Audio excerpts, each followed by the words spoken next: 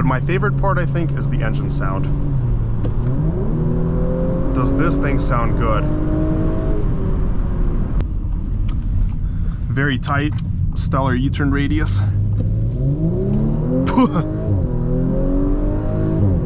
Wow.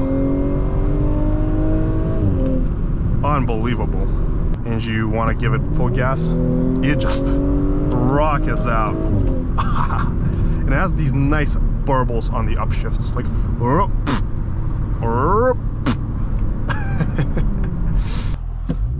we're boosting it up and let's go. Wow.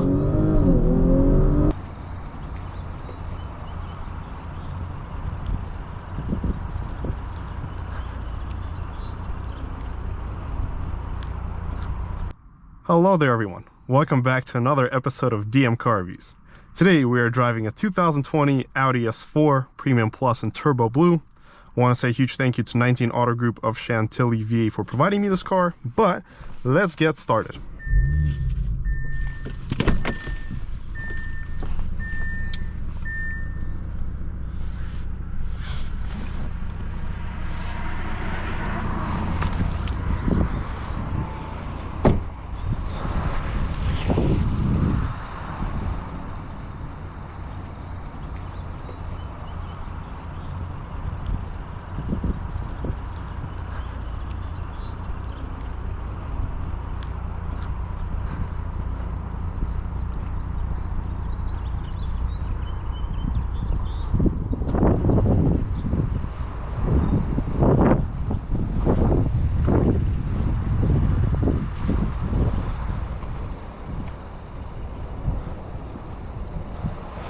I had a 2021 Audi S5 Sportback in Turbo Blue, the same beautiful color.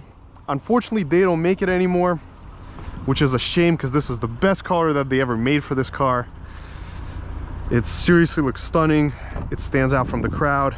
But over time, this color may get a little bit annoying, I guess, or just in your face. But let's take a look at the interior.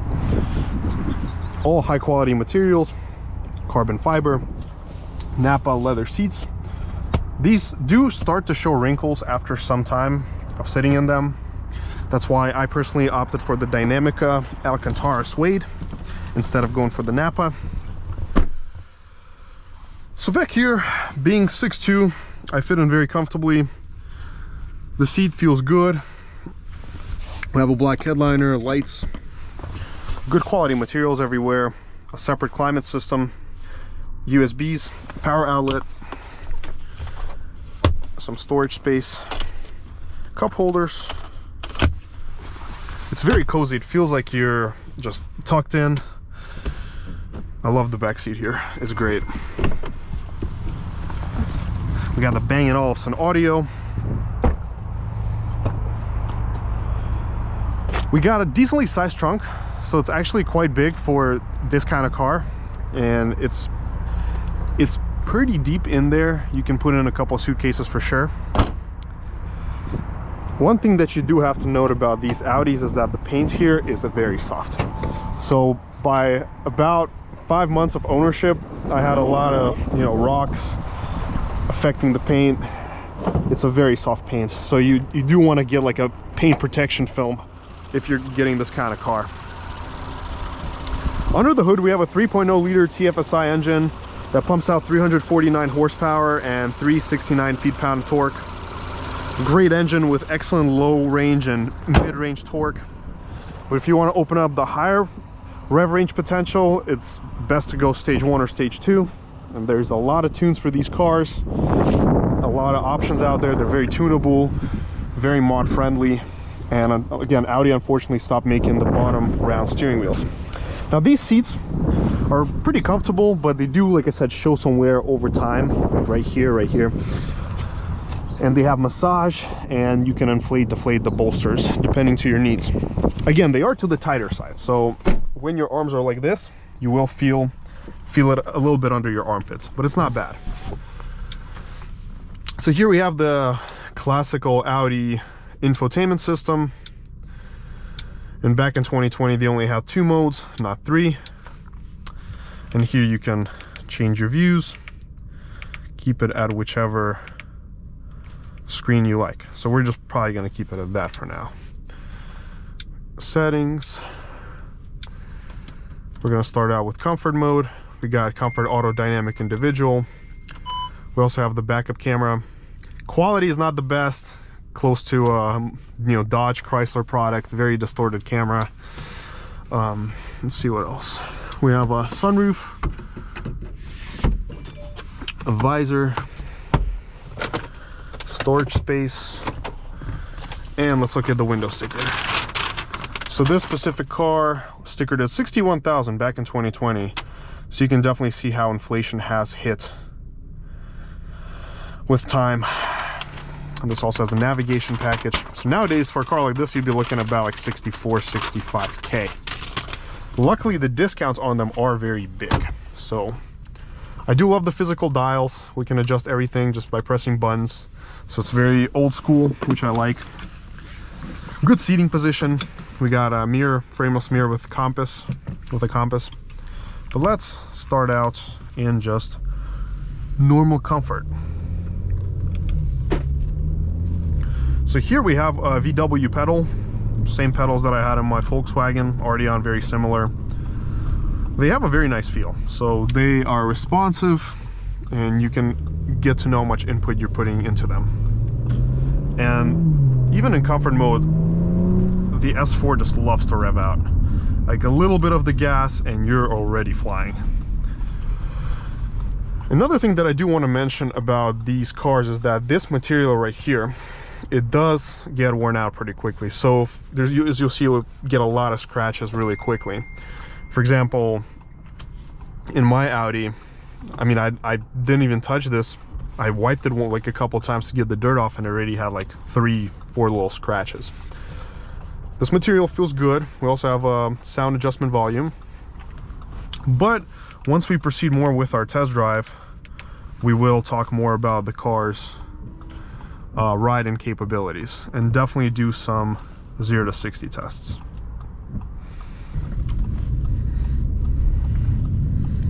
So we are coming out here. Let's give it some gas. Good on the acceleration. Let's go into sport mode and see how that feels. But I do want to do a quick little introductory 0 to 60 test just to see how it is on the time. Mind you, there is quite a big delay on these cars off the line when you floor them. So 3, 2, 1, go. It thinks, and then we go.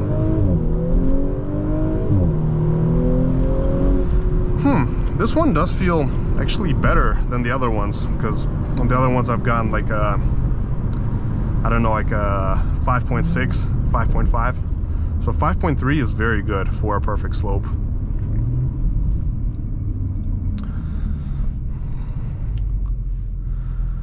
But let's keep going more with the drive and then we'll do some more 0 to 60 tests as well. I like how agile this car is. It's very responsive, very easy to control. It glides. But my favorite part, I think, is the engine sound. Does this thing sound good? Lots of pickup, great smooth ride. I definitely would take this over an RS5 any day on the ride. Now, as far as the speedometer accuracy, about 1 mile per hour off, actually less, surprisingly. Usually it's more. Also, as far as the mods, I have no idea what the mods are on this specific Audi or whether it's modded at all.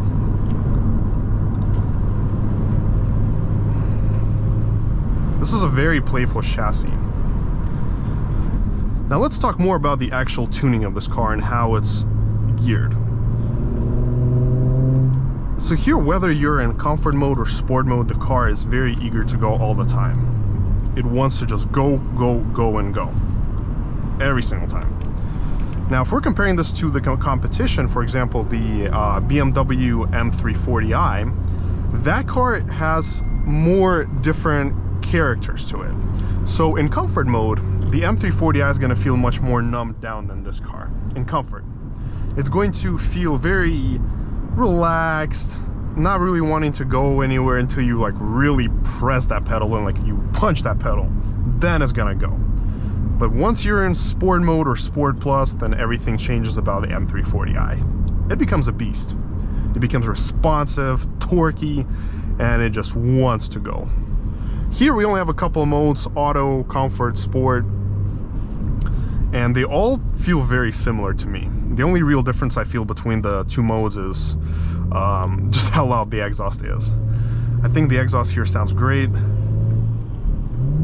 It's got some nice pops to it, but you got a manual like downshift and then you'll hear like the pa pa pa pa pa pa pa. I think that is a super cool touch that they did with this car. And as I said, this is a very torquey powertrain, so you're gonna have plenty of low and mid-range pull.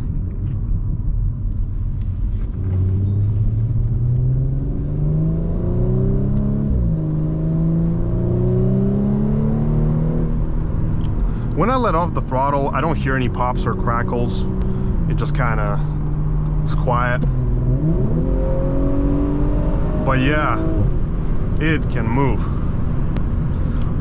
I don't know why this car specifically just feels quicker than any S5 that I've driven stock, like new one. This feels much quicker for some reason. Again, I don't know if it has been tuned, if it's been modified, but we'll see that if it has been when we do our more acceleration tests. Very tight, stellar U-turn radius. Wow. Unbelievable. Unbelievable. I don't know, this S4 just really pushes you in, like it's fast.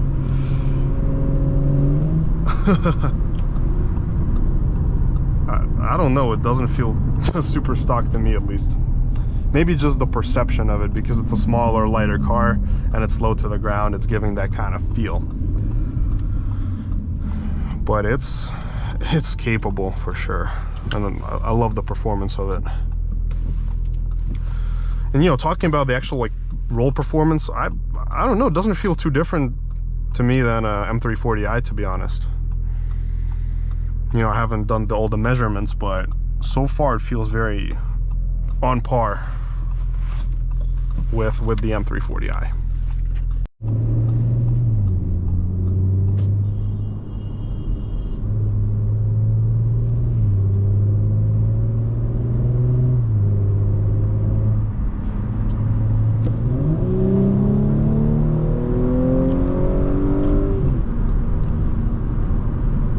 Also, I think the gearing here is quite perfect. So it's right on the spot. There's always torque, there's always power.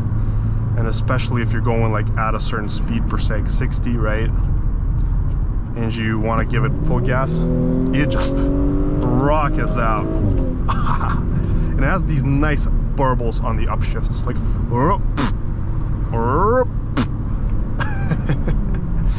it's a good touch. I wish there were some crackles and pops when I let off the throttle, like now. That BMW does have that.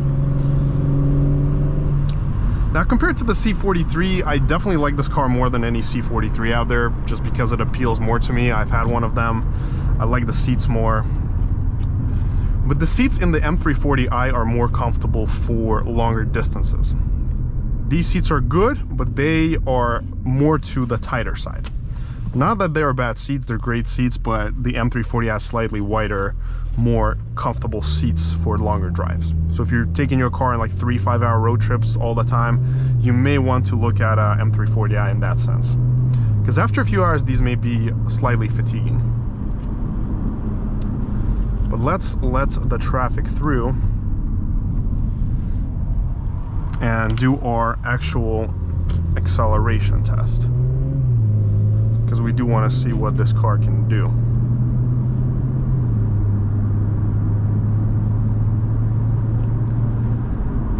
And the starts on these Audis are very powerful. So if you're like trying to just get off the line with launch, it can really hustle. All right, well, let's come to a full stop. Traction is disabled. We're boosting it up and let's go. Wow. Wow. Wow. Whew. 4.2 seconds with no rollout. Huh. That's impressive. That's definitely way faster than I've gone on these cars. Ooh, that felt good. Wow. I did have to let off earlier, but 4.2 is quite a great number. Very impressive. It's especially that 60 foot that is the most impressive. Like just the way it just shoves you in. It gave me a little buzz for a little bit. But let's give the car some space and try one more time backwards, and then we're gonna wrap up the test drive.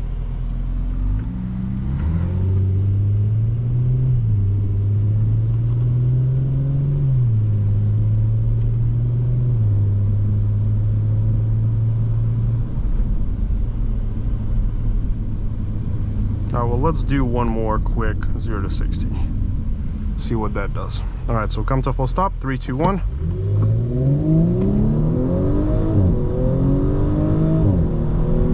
5.15.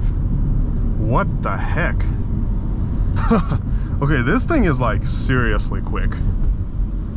5.15. I've never seen an S5 or S4 stock do those numbers just like that. I've always gotten like 5.5, 5.6 on like 90% of them. All right, let's do one more, but let's try with the launch control one more time.